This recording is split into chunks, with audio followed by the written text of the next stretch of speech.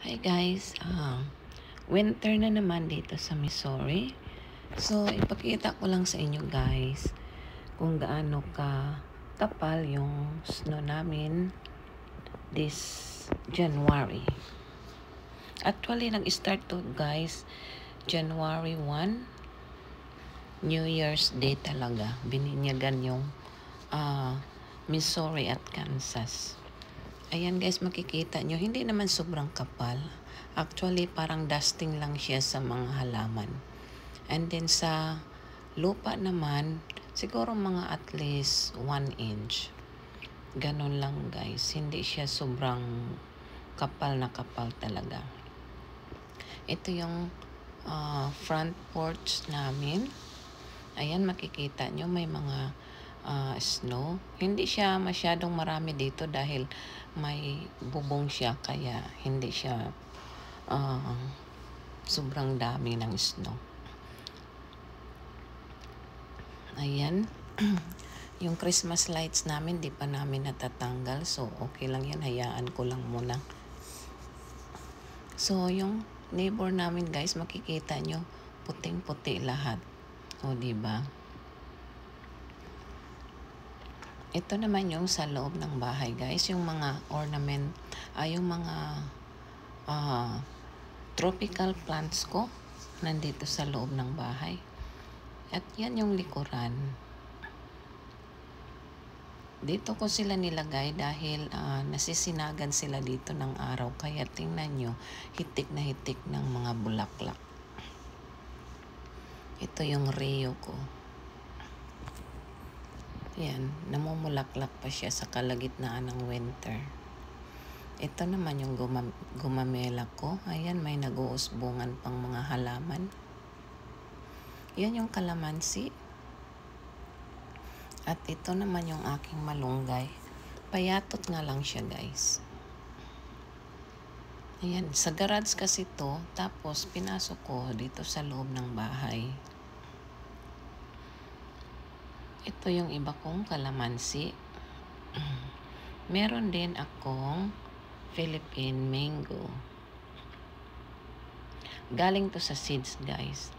Actually, matagal pa to bago mamunga.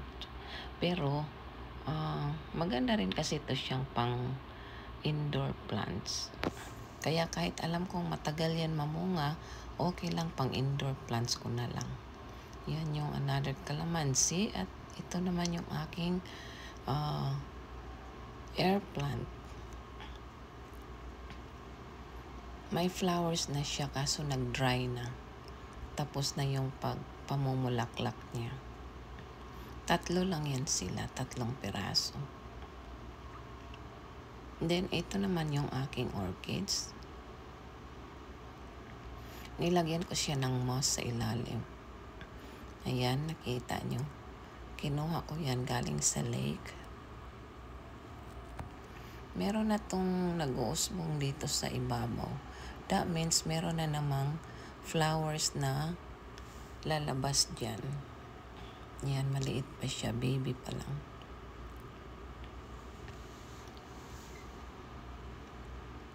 Ito naman yung aking kogon guys. Yung friend ko kasi, marami siyang pinamigay ng mga halaman. Dahil nilipat niya yung iba sa parang tree house niya, ay marami siyang sobra. Kaya yun, hiningi ko.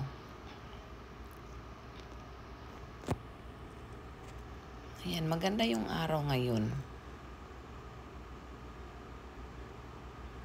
Ito naman yung aming back porch guys. Ayan, makikita mo, puno na ng snow. Sobrang lamig dyan sa labas ngayon guys. Kaya pag gabi, nilalagyan ko ng mga candles sa ilalim ng halaman ko. Ito, naglilinis na kami ngayon ng car dahil may pupuntahan lang kami guys. Ganito yung life namin dito. Magkudkod ng snow.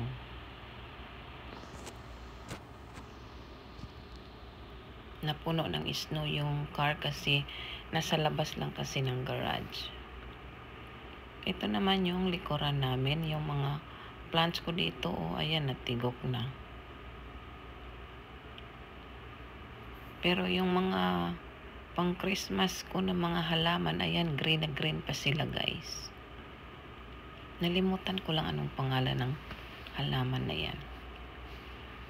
Samahan nyo kung maglakad-lakad tayo. Makikita nyo yung mga apak ng mga deer, Yan yung mga apak nila. Dito yung likuran namin. Diyan yung may mga kapitbahay din kami diyan sa likod.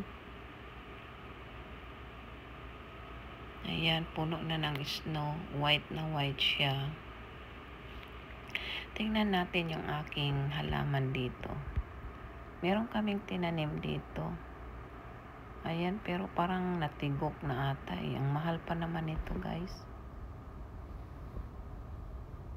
Ayan, namatay na sila. Sana mabuhay uli sa spring.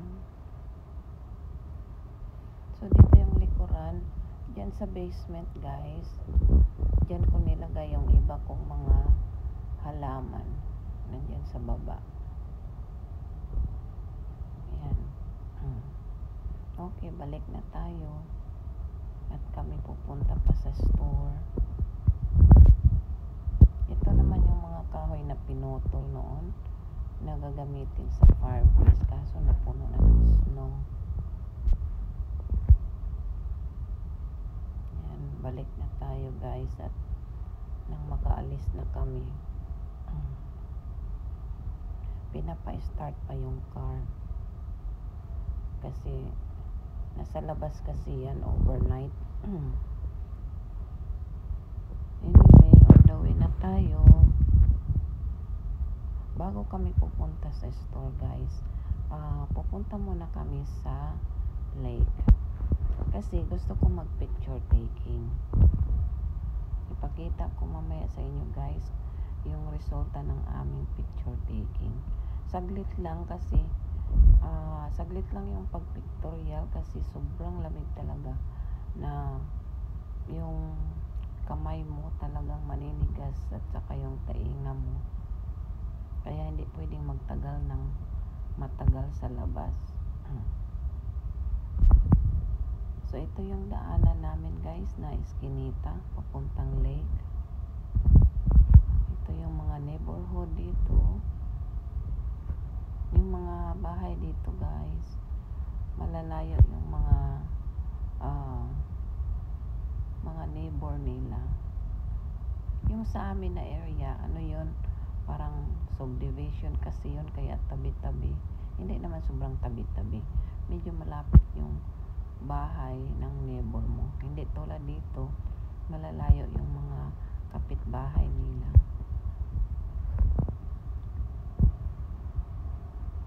Ayan, nabalutan talaga ng snow dito. Pero at least, hindi sobrang kapal.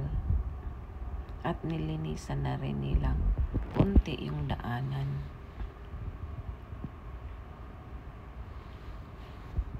Dire-diretso lang to, guys, papuntang lake. Iwan ko lang kung marami bang tao ngayon doon. Pero I'm sure konti lang yung tao dahil malamig. May mangilan-ilan ding mga sasakyan na dumadaan dito. Pero hindi masyadong marami, guys. Kakahuyan dito, kaya paggabi dito, guys, sobrang dilim talaga, as in. Kaya okay lang mag-drive sa umaga. Dahil masiraan ka man, merong taong tutulong sa'yo pag may dumaan. Ayan, kitang-kita yung mga puno na kalbo. So, pag ganyan, madali mong makita yung mga deer, yung mga squirrel na nagtatakbuhan. Ayan. Pero pag maraming dahon yan, guys, hindi mo makikita yan. Yung mga animals na nagtatakbuhan sa kakahuyan. Anyway, thank you guys for watching. Medyo malayo-layo pa yung drive natin. Yan, dito medyo bago yung mga bahay dito na area. Okay. Malayo-layo pa tayo konti. Samahan nyo lang kami guys. Yung windshield namin napuno pa ng snow. Ayan, may bahay din dito sa unahan. Wala akong nakikitang mga bata na naglalaro ng snow. Siguro dahil sa sobrang lamig, ayaw silang payagan ng mga parents nila. Saka, mas maganda kasi maglaro sa snow pag sobrang dami ng snow. Yung pwede kang gumawa ng snowman.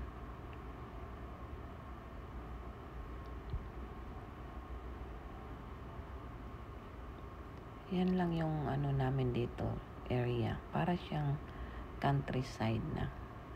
Medyo malayo kami sa Kabihasnan.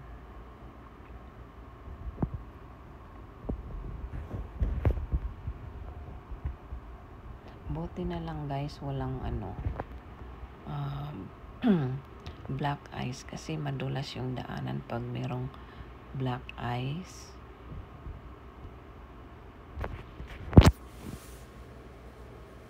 Mabuti na lang din at maaraw din ngayon.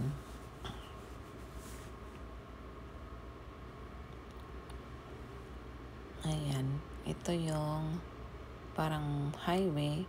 Dito na yung highway guys papuntang lake.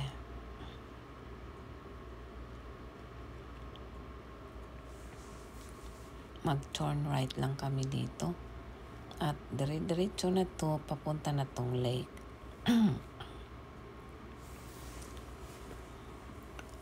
Malapit lang actually to guys. Kaya lang, medyo mabagal lang yun konti yung patakbo namin dahil sa may snow. So, tuloy-tuloy lang to guys. Makikita nyo marami na ditong mga sasakyan. Medyo marami na. Ay, hindi naman sobrang dami. May mangilan-ngilan ng mga sasakyan dito.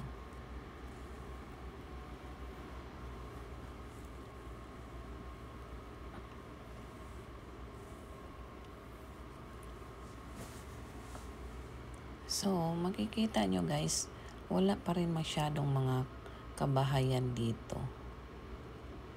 Empty road pa rin. Empty pa rin yung mga lupain dyan. Walang masyadong mga bahay.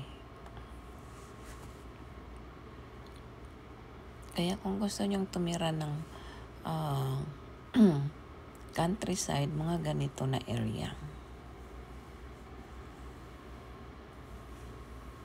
Saka quiet dito guys. Wala rin masyadong maraming mga crime, mga ganyan. Ayan na guys, makikita na natin yung lake sa unahan.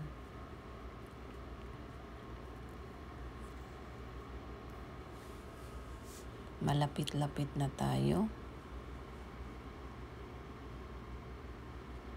Ayan, para siyang dagat kasi malaki to na lake.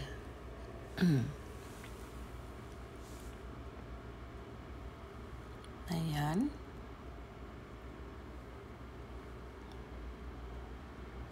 Medyo iikot pa lang tayo dito guys sa unahan.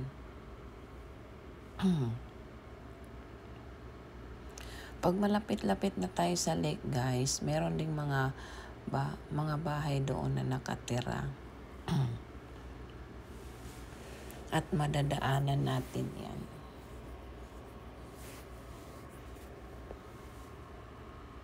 O diba, relaxing dito mag-drive.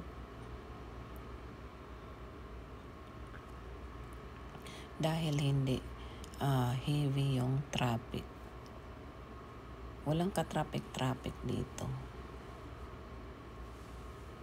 Maliban na lang kung merong festival dito sa lake. Yan lang yung medyo maraming tao pagka merong festival. Ayan na yung lake. Nakikita nyo guys.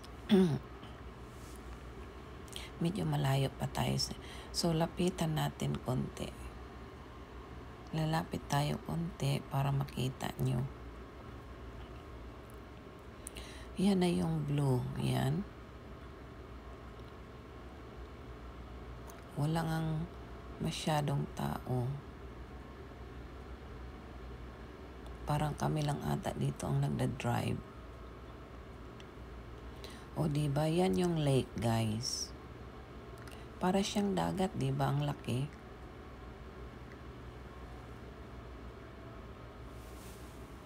Saka mabuti na lang mataas-taas yung bridge dito.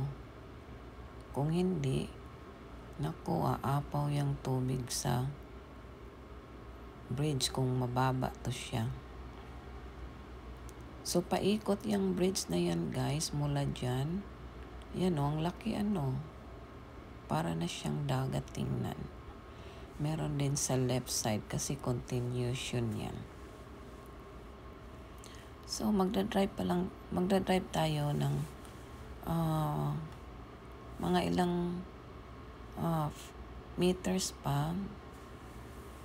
Hanap lang kami ng maparkingan, yung magandang location na pwede kaming mag-park. Yan. Sobrang laki ng lake na to. Kahit ako nga nalilito pa rin hanggang ngayon. Kasi marami yung may mga iba-ibang pangalan yan eh. Pero Smithville Lake pa rin yan guys. Mag-drive lang tayo ng konti pa. Naghahanap kasi kami ng pwede naming maparkingan dito.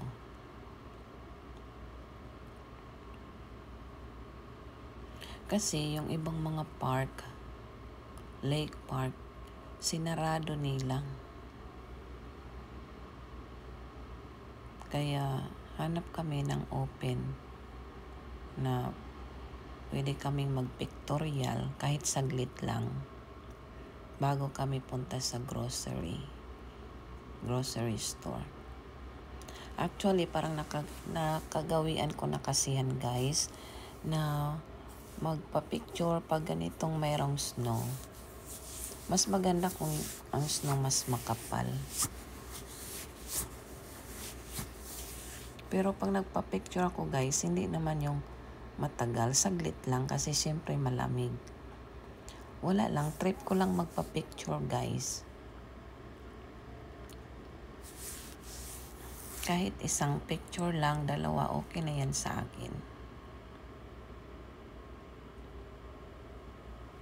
Yan yung water supply dito sa Smithville.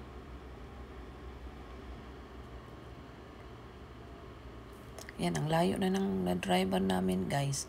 Maghanap lang ng magandang maparkingan. Dito na yung may mga bahay guys na sabi ko malapit sa lake. Yung mga bahay na yan dito medyo mahal kasi malapit sila sa lake. Pero maganda siguro dito kung dito nakatira kasi kung gusto mong mag-boating, mag-swimming, mag-fishing, ayan, nandyan lang sa unahan yung lake.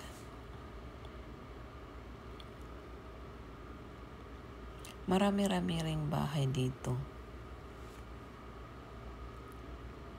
Yan, ikot lang tayo guys. Ang layo ng dinriver namin, Yan, ikot lang tayo. Kasi sa unahan, meron diyang park eh.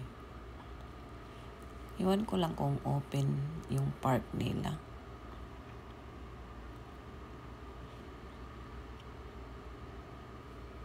Siguro kung dito ako nakatira, magbili ako ng kayak o maliit na boat.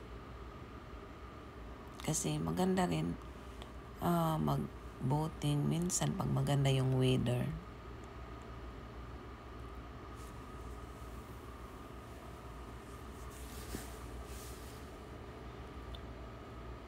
Ayan, yung mga evergreen, yan lang ang mga puno na meron pa ring mga dahon. The rest, wala ng dahon, kalbo na.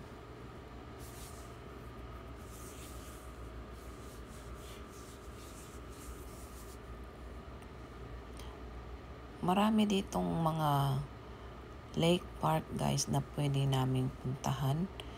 Pero puntahan namin tong nasa Platte area, Platte City. Yan, yung walang nagbabantay na guard. Ito na pala yung park guys na malapit. Park sa lake dito sa Platte. Tingnan natin kung open. Kasi walang nagbabantay doon. Normally, pag spring or summer, meron na yung nagbabantay doon. Kasi magbabayad ka pag gusto mong pumasok sa mga park na ganito. Mura lang naman siguro. $5, mga ganyan lang.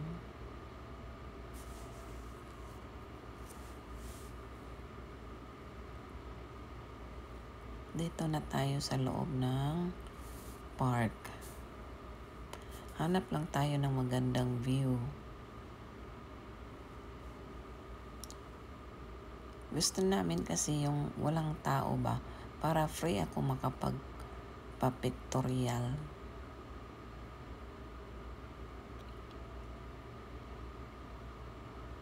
Tahimik dito ngayon. So ito, close daw to guys.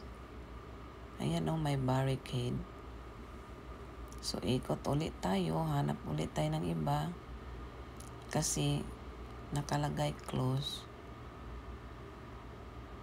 Hindi ka pwedeng pumasok doon sa loob. So, hanap tayo ng ibang park guys na pwede tayong makapasok.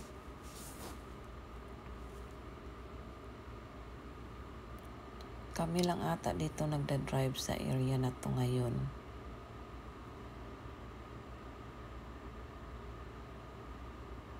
Maganda dito guys pag maganda yung weather, maraming mga tao ditong nagbabike, nagka-camping, nagwo-walking, mga ganyan. Malawak to dito. Isa lang to sa mga lake park guys na mapupuntahan dito sa Smithville. And then sa unahan, mga kabahayan na yan.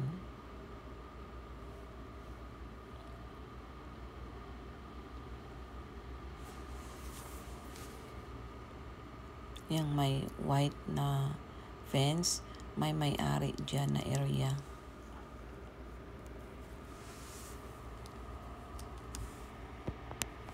So, ikot tayo guys. Punta lang tayo sa kabilang park. Parang next door lang din siya.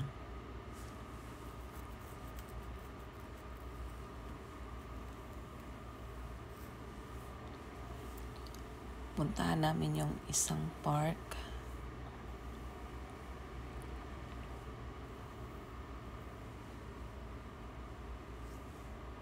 Tahimik dito ngayon.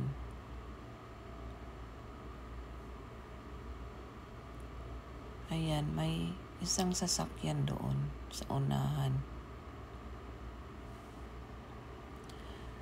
Kasi magda-drop off yun ng Christmas tree. Yung real na Christmas tree Dito kasi dinadrop off, guys. Malapit sa lake.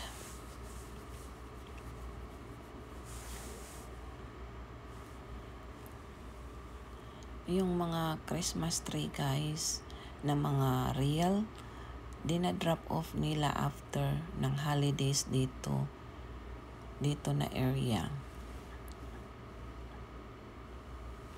Yung Christmas tree namin, di pa namin din drop off kasi gagamitin ko yung sanga ng fir tree. So doon sa unahan, guys, meron silang drop off ng mga Christmas tree. Siyempre, tinatanggal mo na yung mga ornaments. The reason na kinikip nila yung mga different Christmas trees. mga real Christmas tree, guys, kasi Look pretty. nilalagay nila yan sa lake. Wow. Para Okay. mag-create So nice. siya ng reefs.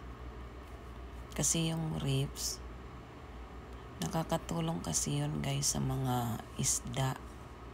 Yung maliliit na isda, doon kasi sila nag-hide. Tapos, nag-create din ng algae.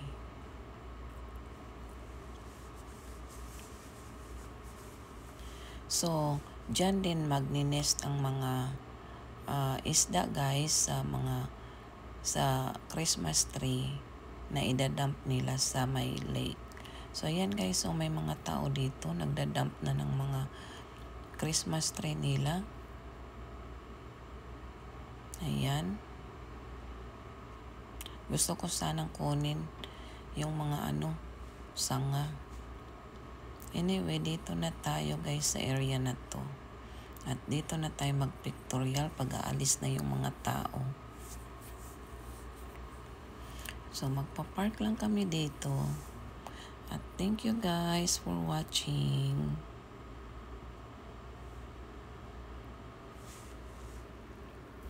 Wala na yung mga tao. Yan, punta tayo sa unahan. Sobrang masilaw ngayon yung araw. So, punta tayo sa unahan, guys, at doon tayo mag-pictorial para walang makakita. Pumunta kami dito noon, nag-ikot-ikot lang.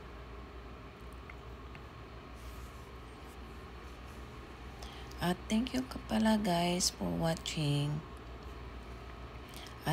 At the end of the video, makikita nyo yung few picture ko lang. Kasi saglit lang naman kami nag-pictorial dahil sobrang lamig talaga, guys. At salamat ulit.